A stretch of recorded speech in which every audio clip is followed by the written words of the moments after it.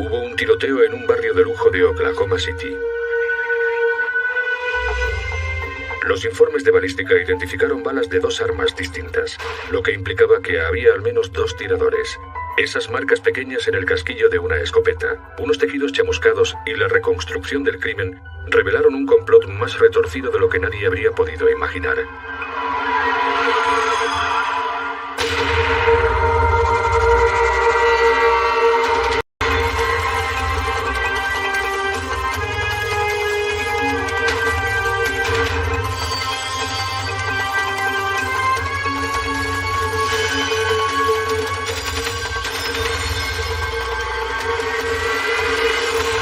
Crímenes imperfectos.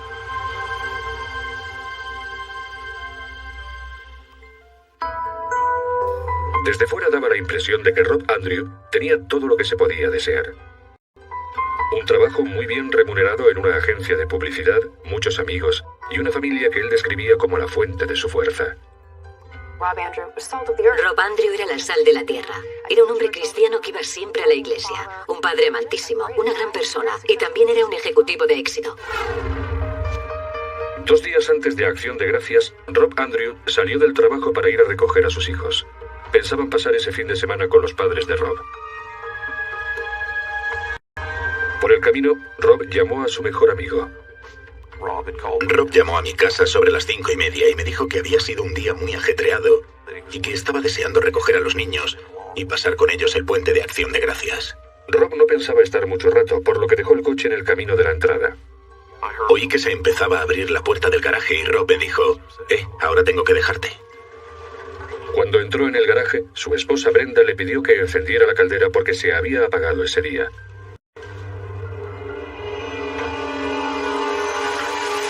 Entonces hubo una conmoción. Brenda dijo que aparecieron de pronto 2 enmascarados con armas. Y luego huyeron. Me han disparado, le han disparado a mi esposo. Vale, ¿les han disparado a su esposo y a usted? Sí. ¿Quién les ha disparado? No sé. ¿No lo sabe? No lo sé, llevaban la cara tapada. No lo sé. Robert Andrew, de 43 años, fue declarado muerto en el sitio. Al señor Andrew le habían disparado 2 veces, una en la parte derecha del cuerpo y otra en la parte izquierda. Los disparos habían salido de 2 lugares diferentes y eso indicaba que había muchas probabilidades de que hubiera 2 tiradores. Brenda Andrew tenía una herida de bala y la llevaron inmediatamente al hospital. La herida de ella estaba en un trozo carnoso de la parte superior del brazo izquierdo. Era de una pistola del calibre 22. La policía encontró un casquillo de escopeta recortada del calibre 16 en el techo de la furgoneta de Brenda, lo que indicaba que se habían usado 2 armas distintas en el ataque. Las latas vacías en el suelo del garaje eran una prueba de que Rob había visto al atacante y agarrado la bolsa de latas vacías a modo de escudo.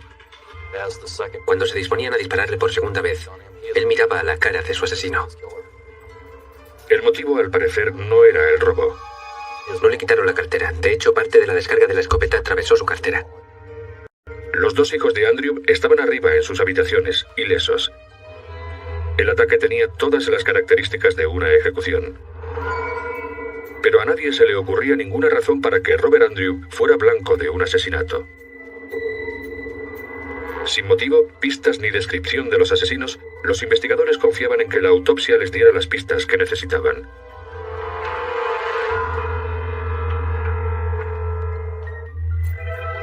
La noticia del asesinato al estilo de una ejecución de Rob Andrew fue un shock para los habitantes de Oklahoma City, donde ese tipo de crímenes eran extremadamente raros. Rob y Brenda eran una pareja que se llevaba bien. Parecían una familia perfecta, una pareja cariñosa, sonriente y feliz con 2 niños maravillosos. La pareja tomaba parte en las actividades de su iglesia. Brenda daba clases en la escuela dominical y Rob trabajaba como misionero en Sudamérica. Al comienzo de la investigación, la policía descubrió que había habido un intento anterior de asesinar a Rob.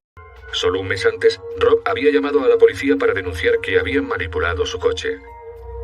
Departamento de Policía de Oklahoma. Hola, quiero denunciar un delito. Han manipulado los frenos de mi coche. Vale. Eso parece un intento de asesinato, ¿verdad? Pocas horas después, Rob estaba arreglando el freno cuando lo llamaron del hospital. El que llamaba le dijo que su esposa Brenda había resultado gravemente herida en un accidente y le sugirió que fuera inmediatamente al hospital.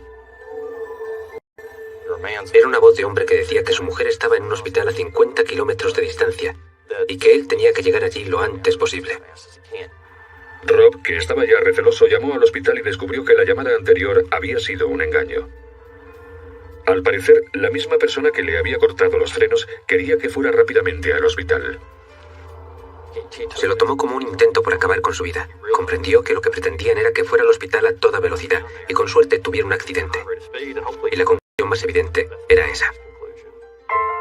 Varios días después del asesinato de Rob, sus vecinos de la casa de al lado regresaron de sus vacaciones y se dieron cuenta de que habían entrado en su casa. Deshicimos el equipaje y empezamos a guardar las cosas. Cuando abrí la puerta de mi armario, vi que mi dormitorios. Y entonces encontramos el casquillo vacío de escopeta en uno de los cuartos. El casquillo era de una escopeta de cañones recortados de calibre 16. Fue enviado inmediatamente al laboratorio forense. Un analista lo examinó al microscopio para compararlo con el casquillo del calibre 16 encontrado en el garaje de Andrew. Examinó concretamente la base de los casquillos.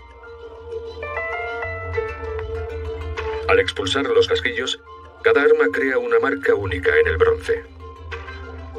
Y dependiendo de la cantidad de correspondencias y la preponderancia de las estrías que coinciden, el técnico puede llegar a la conclusión de si los casquillos han sido disparados por la misma arma o no. No había duda. Ambos casquillos habían sido disparados por la misma arma. Además, la policía encontró en el desván de los vecinos varias balas sin usar del calibre 22, iguales a las que habían sido disparadas por la segunda arma del asesinato. Daba la impresión de que si le hubieran caído a alguien, no parecían haber sido colocadas de un modo determinado, sino que parecía que alguien las hubiera llevado en el bolsillo y se hubieran caído cuando gateaba por allí. Eso indicaba que los asesinos se habían escondido en casa de los vecinos después del asesinato para poder alejarse después sin problemas. Al parecer alguien había subido al desván, y o bien intentaron subir por el acceso desde el vestidor del dormitorio principal, o bien bajaron por allí y aterrizaron en el estante de los zapatos y los rompieron. No era lo bastante fuerte para soportar su peso y luego intentaron ocultar las pruebas y lo metieron debajo de la cama.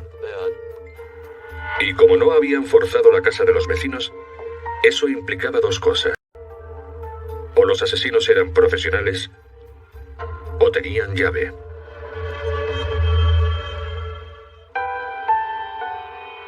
La policía, que seguía sin pistas sólidas, se preguntó quién salía ganando más con la muerte de Rob Andrew.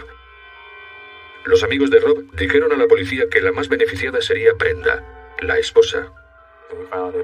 Descubrimos que el matrimonio no era muy estable. Habían tenido periodos de separaciones y también nos enteramos de que Andrew había tenido varias aventuras extraconyugales. El señor Andrew estaba convencido de que su esposa tenía una aventura con su agente de seguros, el señor Pavat. James Pavat, de 48 años, daba clases con Brenda en la escuela dominical. Y los dos exhibían su relación incluso delante de los hijos de Rob. James y Brenda tenían una relación muy interesante. Antes de la muerte de Rob, los dos habían ido de vacaciones juntos a Texas con los niños. No conozco a ningún marido capaz de aceptar que su esposa se vaya a México con un desconocido y se lleve a sus hijos con ellos. Unos meses antes de su asesinato, Rob exigió a Brenda que terminara. Rob inmediatamente cambió al beneficiario de los $800,000 de su seguro de vida. El señor Andrew nombró beneficiario a su hermano como albacea de los niños. Como los niños eran menores, tenía que nombrar a un adulto como beneficiario para que administrara ese dinero. Pero después de la muerte de Rob, a la policía le sorprendió descubrir que Brenda volvía a ser la única beneficiaria. La policía sospechó inmediatamente y pidieron a un experto en caligrafía, David Parrott, que autentificara la firma de Rob Andrew en la póliza de seguros. Una firma se hace con estilo y velocidad. Probablemente son las palabras que más veces escribimos en nuestra vida. En mi análisis examiné 13 años de firmas de Rob Andrew. 136 firmas. Como era de esperar, estaba claro que la firma de Rob Andrew había cambiado con los años. Con el tiempo, la firma de Rob se había ido haciendo más adornada, más artística. Y 2 años y medio antes de su muerte, Rob había añadido un elemento extra a su firma. Estaba en la parte inferior derecha de su firma. Empecé a mirar una firma tras otra y tras otra. Y ese pez estaba en todas. Era un símbolo cristiano, el ictus. Rob lo añadía a su firma como muestra de su fe. Pero no estaba en el formulario del cambio de beneficiario. Sé que ese símbolo es muy significativo, porque lo usaba repetidamente en las firmas más formales que hacía, en todos los documentos de negocios. Y ese símbolo no estaba en el documento en cuestión. Y había otra discrepancia en la firma de la póliza del seguro de vida. Rob Andrew tenía una forma característica de unir la N y la D en el apellido Andrew. Pero en el formulario del seguro de vida no había firmado así. Y Barrett llegó a la conclusión de que esa firma era una falsificación. Aunque no pudo determinar la identidad del falsificador. La policía sabía que Brenda Andrew tenía razones para asegurarse de ser la beneficiaria de los $800,000 del seguro de vida de su marido. Y su amante, James Pavatt, tenía el medio para hacerlo. Pues él era el agente de seguros que había vendido la póliza. La policía sospechaba ahora que Brenda podía estar involucrada en el asesinato de su marido, y los expertos en balística examinaron con más atención las fotografías de su herida y el agujero de bala en su suéter. Encontraron anillos negros y restos de pólvora en ambos lugares. En realidad es la pólvora parcialmente táctil. Los investigadores hicieron pruebas con un arma idéntica para recrear las pautas de los residuos de pólvora. Mis observaciones de esas pautas y del suéter, y de la herida de ella, me llevaron a la conclusión de que le habían disparado a una distancia de unos 7 centímetros del brazo máximo. Eso contradecía la declaración de Brenda de que le había disparado un hombre a unos 5 o 6 metros de distancia. La policía ahora sabía que Brenda Andrew había tomado parte en el asesinato de Rob. Pero, ¿era ella la asesina? Para descubrir qué papel jugó Brenda Andrew, si es que jugó alguno, en la muerte de su esposo, los investigadores enviaron su ropa manchada de sangre a Tom Bevel, experto en análisis de manchas de sangre. Bevel vio que muchas de las manchas de sangre de sus vaqueros tenían forma alargada, consistente con el goteo de sangre de su brazo en los pantalones. Tenemos gotas de sangre de poca velocidad, que sería sangre que cae en los vaqueros debido principalmente a un goteo por la gravedad. Las pruebas de ADN confirmaron que esa sangre era de Brenda. Pero Bevel encontró también otras manchas de sangre en los vaqueros de Brenda, debajo de la rodilla, y habían penetrado profundamente en la ropa. Esto es algo que se da a alta velocidad, como por una herida de bala. En este caso, la descarga que ha hecho salpicar la sangre procedente de él y que ha aterrizado en la ropa de ella. Pruebas de ADN confirmaron que esa sangre era de Rob. Eso probaba que Brenda estaba a poca distancia de él cuando lo mataron. Las salpicaduras en los pantalones vaqueros de ella nos dieron la prueba que necesitábamos para situar la pistola en la mano de la señora Andrew. Los fiscales creen que Brenda planeó el asesinato de su marido durante meses. Tal vez falsificó la firma de Rob en la póliza del seguro de vida que la convertía en beneficiaria única. Su primer intento para matar a Rob consistió en manipular los frenos del coche. La policía cree que James Pavatt fue el que llamó a Rob con la historia falsa de que Brenda estaba muy grave en el hospital. Como eso no salió bien, la pareja ideó un plan muy elaborado para matarlo. Planearon matar a Rob cuando fuera a recoger a los niños para el puente.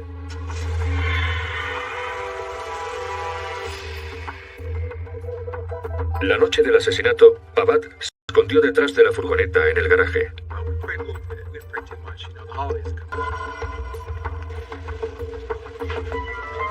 Entró en el garaje esperando encontrarse con los niños.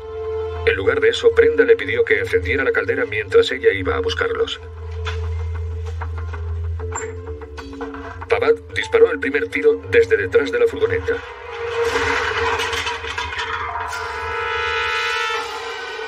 Después le pasó el rifle a Brenda. Él estaba delante y mirando a su asesina a la cara. Jamás sabremos lo que le dijeron en ese momento.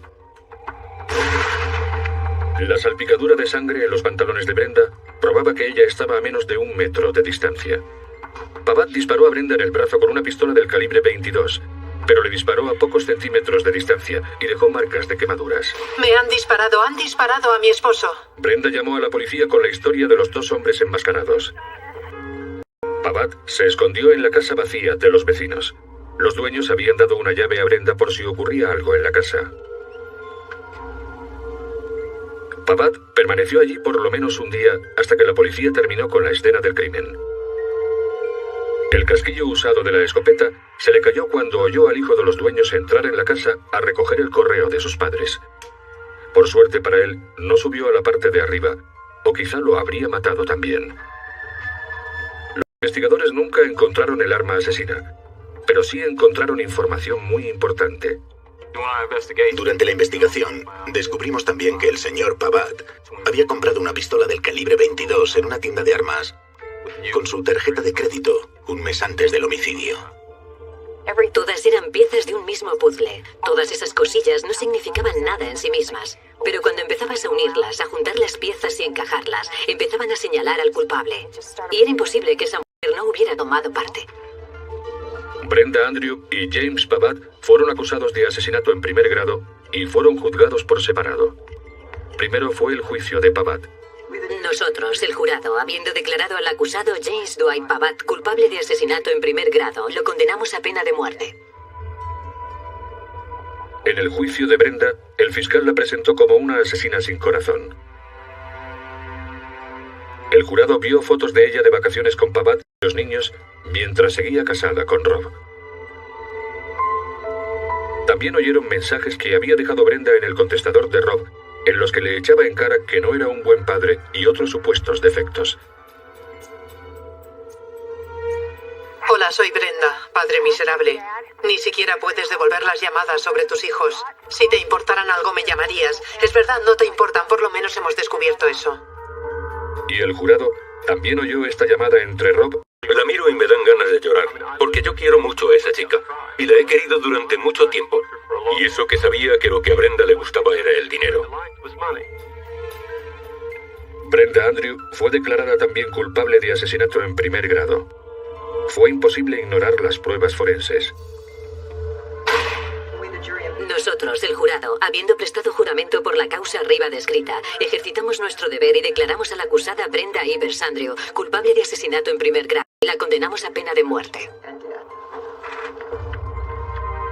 Es la única mujer que está en el corredor de la muerte en Oklahoma.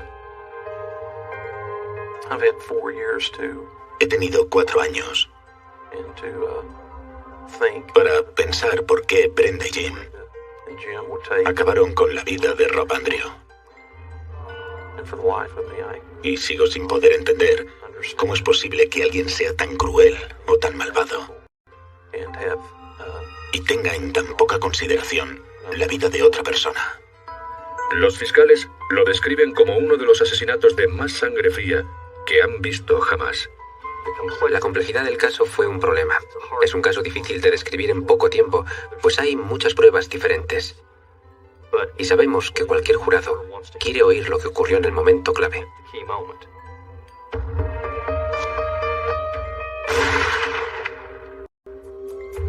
Las pruebas materiales cuentan una historia. Y sencillamente, depende de la persona que intenta recrear la historia el comprender lo que dicen las pruebas materiales.